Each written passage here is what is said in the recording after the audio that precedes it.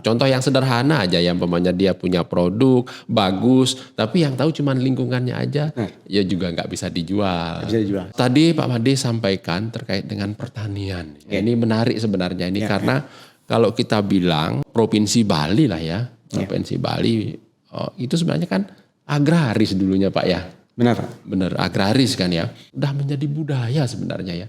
Ya. Nah sekarang kan dia akan melompat nih dari budaya itu akan menjadi sebuah industri pertanian. Kira-kira pandangan Bli Made ini seperti apa Bli Made? Jadi kalau seperti tadi yang Pak Wayan sampaikan, kalau kita bicara transformasi ekonomi, berarti yang ada di benak kita dalam konteks Bali Pak ya, kan bisa dari perspektif lapangan usaha. Yang dulunya hanya didominasi oleh sektor tertentu, katakanlah sektor pariwisata. Dari sekian banyak yang ada itu, yang lain-lainnya juga bisa diperkuat. Katakanlah pertanian dalam arti luas, sesuai dengan kondisi masing-masing kabupaten kota di Bali. Kemudian dari perspektif geospasial, tentunya kita juga berharap transformasi ekonomi ini membuat pertumbuhan ekonomi itu tidak terpusat hanya di lokasi-lokasi tertentu. Misalnya seperti tadi saya sampaikan di Sarbagita tadi, tapi juga bisa tersebar ke kabupaten kota lainnya. Jadi kalau kita lihat ada ukuran-ukurannya itu, misalnya indeks ekonomi inklusif, memang dia terpusat hanya di, kalau bicaranya Bali di wilayah selatan dan timur, sedangkan yang di barat dan utara mungkin masih belum berkembang. Jadi kalau kita bicara transformasi ekonomi dalam hal pertanian, kita harapkan itu bisa mendukung terjadinya perluasan pertumbuhan, simpul-simpul pertumbuhan ekonomi Pak. Baik di desa, kadang kalau kita lihat lagi irisannya dalam lingkup yang lebih kecil di kabupaten, mungkin dalam kabupaten itu hanya terfokus di kecamatan tertentu atau desa tertentu, yang lainnya masih kurang. Itu yang kita harapkan dengan agenda transformasi ini, makin banyak desa yang menjadi simpul-simpul pertumbuhan ekonomi di level kecamatan, makin banyak kecamatan menjadi simpul-simpul ekonomi di level kabupaten. Kemudian kalau kita lihat gambaran yang lebih besar di Bali, makin banyak atau makin merata tersebar kabupaten kota yang menjadi simpul-simpul ekonomi sesuai dengan potensi ekonominya. Kalau bicara pertanian, tentunya Bali ada wilayahnya yang masih luas pertaniannya, seperti mungkin di Tabanan, di Buleleng, kalau di Badung dan Denpasar mungkin habis lah ya Pak ya. Nah itu tentu tantangannya adalah bagaimana dengan kondisi yang ada, pertaniannya bisa juga memberikan nilai tambah. Akhirnya seperti yang tadi kita bicarakan, kuncinya juga teknologi Pak. Berarti mungkin harus ada industri agribisnis lah Pak ya. Jadi tidak lagi hanya menjual bahan mentah. Jadi dia bisa dikelola menjadi barang olahan yang punya nilai tambah lebih baik. Tapi itu tentunya banyak hal yang perlu kita lakukan. Bisa nggak dalam satu gedung ternyata isi tanaman seperti itu? Mungkin di mana ada seperti itu. Kita belajar dari sana. Ya termasuk kayak tadi pertanian. Sebenarnya kalau kita lihat wilayah Provinsi Bali, Bli Made sebutkan ada di Tabanan, ada di Singaraja, mungkin arah ke timur di Karangasem juga ya. Kebutuhan untuk kita sebenarnya kan juga banyak di situ ya, termasuk padi, kayak mungkin kayak daerah-daerah Bedugul itu kan sayur. Apa aja di situ itu diperlukan teknologi tertentu sehingga sayur yang dihasilkan itu nggak cepat busuk. Mungkin gitu ya. Kayak tomat, wortel.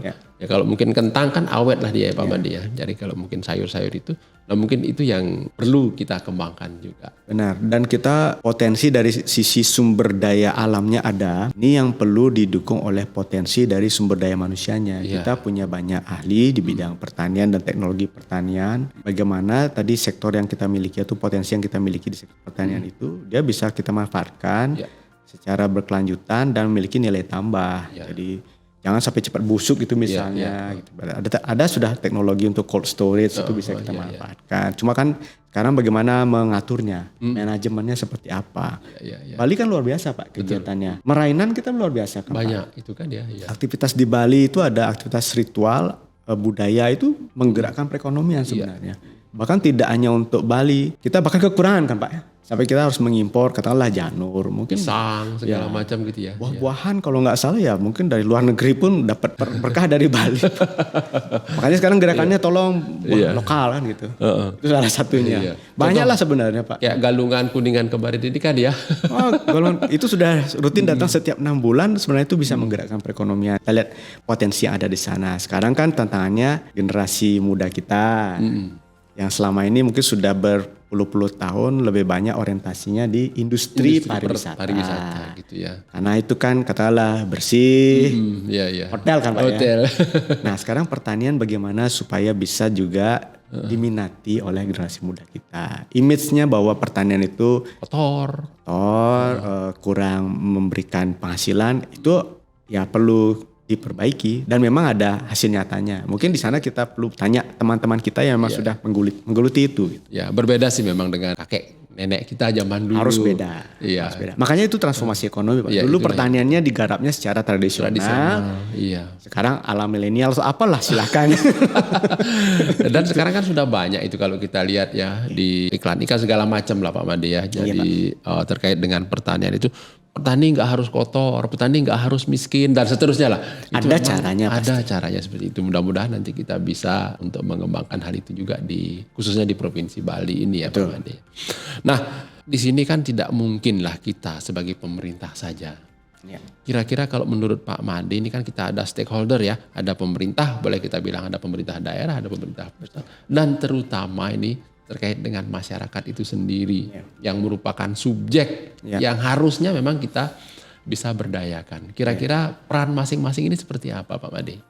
Iya, baik Pak Wayan. Jadi dalam melaksanakan pembangunan saya kira sudah jelas perspektifnya itu adalah kolaborasi ya Pak ya. Pemerintah itu kan tidak mungkin mendominasi segala hal. Iya. Justru pembangunan tidak bisa berjalan apabila kebijakan-kebijakan pemerintah tidak mendapatkan partisipasi dari masyarakat. Nah sekarang bagaimana agar agenda transformasi ekonomi Bali itu bisa berjalan? Tentunya di samping pemerintah juga kita selaku pemerintah harus juga konsisten menunjukkan ada komitmen kita untuk membangun daerah melalui proses transformasi ekonomi itu. Di samping wacana-wacana ini harus terus dipopulerkan, masyarakat pun juga kita ajak untuk turut memasuki dunia ini. Iya. Misalnya dari sektor pendidikan, disediakan memang wadahnya untuk apakah secara pendidikan formal atau pelatihan, agar bisa menggeluti sektor-sektor yang potensial tadi. Apakah dilatih dalam bidang digitalisasi misalnya, atau pertanian yang berbasis teknologi. Seperti itu. Sehingga mindset masyarakat atau kita semua yang mestinya berkontribusi dalam proses atau ide transformasi ini tumbuh bahwa ternyata ada dukungan untuk masuk ke dunia itu. Kita nggak mungkin memperkenalkan sebuah ide kalau tidak ada sebuah upaya nyata untuk mendukung terwujudnya sumber daya manusia yang bisa masuk ke dunia itu. Jadi mungkin ada lembaga-lembaganya dan disupport untuk pendanaannya. Dan diberikan juga dukungan manajemennya karena nggak mungkin kita menciptakan sebuah produk tapi setelah itu tidak dikawal Pak. Setelah produk ini jadi mau dibawa kemana gitu. Jadi memang pada akhirnya harus berpikirnya dan bekerjanya secara komprehensif. Nah itu kan artinya sebuah ide besar yang harus kita garap satu-satu lah. Iya, jadi masyarakat kita sadarkan sektor pertanian ini juga menjanjikan loh gitu ya. Ada hal lain di luar pariwisata. Iya, ada hal lain di luar pariwisata. Dan lain-lain. Iya, dan lain-lain. Terus pemerintah juga hendaknya mungkin bisa memfasilitasi hal itu. Tidak cukup hanya dengan dana barangkali. Mungkin juga bisa membuat regulasi lah. Artinya dalam menyediakan pasarnya. Jangan sampai saya sudah menghasilkan sayur, tapi saya nggak bisa jual nih kecuali ke pasar. Kenapa kok hotel umpamanya yang ada di Denpasar, ada di Bandung, kok nggak beli sayur saya? Nah itu mungkin yang perlu kita link and match kan seperti itu ya Pak Made ya. Benar-benar sekali. Jadi jangan sampai masyarakat merasa dipaksa mendalami sesuatu tanpa ada bayangan nanti ke depannya ini akan seperti apa. Jadi memang seperti tadi Pak yang sampaikan ada regulasinya lah, ada dukungan dari pendanaan, program, pelatihannya. Dari hulu sampai hilir dipikirkan gitu. Tapi memang harus digarap secara fokus ya. Nggak bisa mendadak semuanya langsung jadi. Harus memang ada kolaborasi juga antar kabupaten kota. Iya. Masing-masing kabupaten kota ya. Tabanan menghasilkan sayur. Mungkin pemasarannya harus di Badung umpamanya kan. Ya itu harus kolaborasinya komplit sekali. Itu nggak bisa bergerak sendiri. Tabanan nggak bisa bergerak. Badung juga nggak bisa. Memang harus ya dalam pulau kecil kita inilah. Betul, one island ya milik bersama, satu tapi milik bersama.